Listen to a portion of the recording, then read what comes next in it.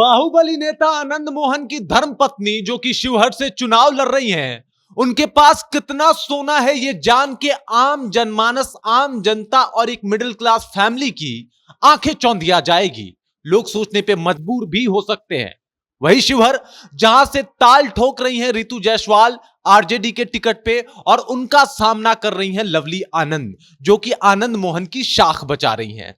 आज हम बात करने वाले हैं लवली आनंद के बारे में और उनके बारे में जो उन्होंने ब्यौरा दिया है चुनाव आयोग को। नमस्कार, मैं हूं रजत और आप देख रहे हैं जनता जंक्शन।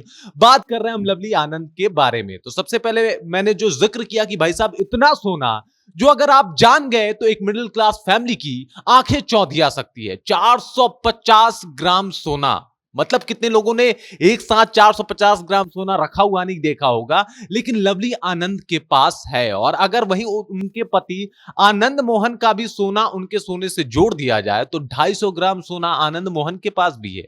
और अगर इनकी कुल संपत्ति बताई जाए तो चुनाव आयोग ने बताया है कि 30 लाख रुपए का सोना लवली आनंद के पास है, वहीं 18,75,000 का सोना आनंद मोहन के पास है। और इस तरीके की जानकारी सामने आई है। सोने के बाद अगर उनके संपत्ति की बात की जाए तो वो भी कम नहीं है।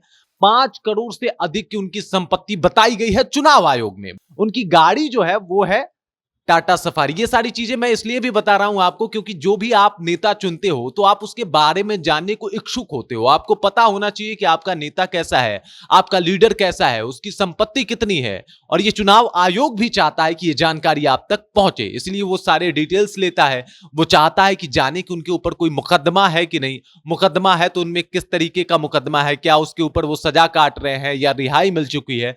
इस तरीके की जानकारी चुनाव आयोग भी आप तक पहुंचाने की कोशिश करता है। और इसी क्रम में मैं लवली आनंद की जानकारी आप तक पहुंचा रहा हूं। मैं आपको बता दूं लवली आनंद जिनका फेवरेट गाड़ी जो है वो टाटा सफारी है, और टाटा सफारी की कीमत जो है मार्केट में 19 लाख जो है वो बताई गई है। चुनाव आयोग ने भी यही प्राइस जो है वो नोट किया है। वहीं अगर बात करें आनंद मोहन तो उनके पास भी है टाटा हैरियर, और टाटा हैरियर की कीमत है, मार्केट वैल्यू है 26 लाख रुपए। और इन्होंने बस 2 गाड़ियों का जिक्र किया है कि इनके पास मात्र ये 2 ही गाड़ियां हैं। चुनाव आयोग को तो इन्होंने यही सबमिट किया है, यही बताया है। वहीं अगर बात करें तो इनके पास कैश की अगर बात करें तो 1,42,000 से अधिक रुपए कैश है लवली आनंद के पास। लेकिन अगर वहीं उनके पति आनंद मोहन को देखा जाए तो कैश के मामले में आनंद मोहन अपनी पत्नी से थोड़ा गरीब हैं। इनके पास मात्र कैश के रुपए जो है वो 25,000 है। और इस तरीके की जानकारी सामने आई है। वहीं अगर बात करें चांदी, सोना के बाद अगर चांदी की बात करें तो 900 ग्राम चांदी है, और इसकी कुल कीमत लगभग 1 लाख रुपए बताई जा रही है। 900 ग्राम चांदी है लवली आनंद के पास। चांदी जो है आनंद मोहन के पास बिल्कुल नहीं है, इसकी भी जानकारी है हमारे पास।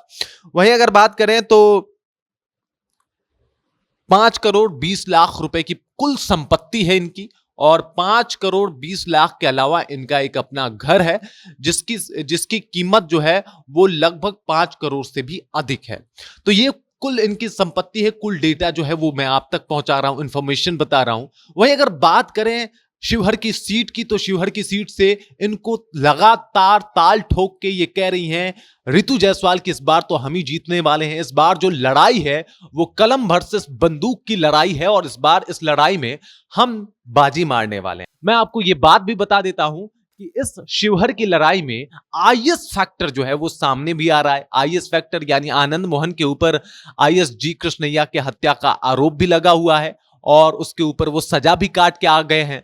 लगभग 16 साल तक जेल में रहे, और नीतीश कुमार की सरकार ने जेल के नियमावली में कुछ बदलाव करके उन्हें बाहर निकाल लिया। वहीं अगर रितु जायसवाल की बात करें तो इनके पति जो हैं वो एक आईएएस ऑफिसर रह चुके हैं, और इसीलिए कहा जा रहा है कि बड़े सोच समझ के आरजेडी वालों ने वहां पे चुनाव किया रितु जायसवाल का, कि एक तरफ जहां पे एलिगेशन लगेंगे लवली आनंद के ऊपर कि इनके पति ने आईएएस की हत्या की है, तो वहीं दूसरे तरफ से यह बताया जाएगा कि ये आईएएस की खुद पत्नी है रितु जायसवाल।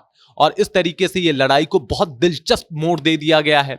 और बहुत दिलचस्प इस मामले में भी है कि दोनों महिला कैंडिडेट हैं, वहां पे दो महिलाएं आमने सामने हैं और देखना यह है कि आखिर में शिवहर की जनता किसे कबूल करती है। बाकी चल अचल संपत्ति और साथ ही साथ इस आईएएस फैक्टर के बारे में आप क्या सोचते हैं, अपना राय कमेंट सेक्शन में कमेंट करके जरूर बताएं। मेरा नाम रजत है और आप देख रहे हैं जनता जंक्शन।